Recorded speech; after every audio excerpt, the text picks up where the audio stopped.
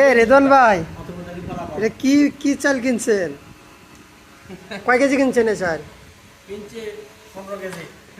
15 KG. Gas এই দেখেন আমরা কিভাবে প্রতারিত হচ্ছি।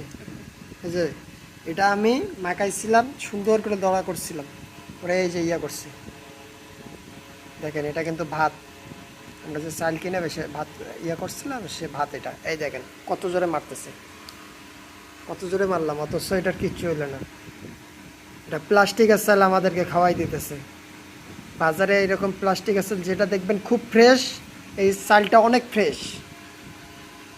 আমি দেখেই প্রথমে বুঝছিলাম। এই দেখেন ভাত একদম দলা পাকাইছিলাম, এই দেখেন কি অবস্থা। এই যে কত জোরে দিলাম, এই দেখেন,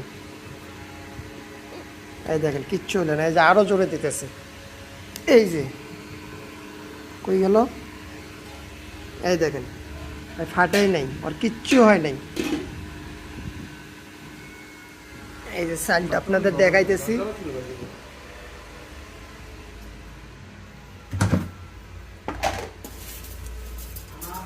এই দেখেন চাল কিভাবে বুঝলেন, চালটা একদম ফ্রেশ, একদম পরিষ্কার।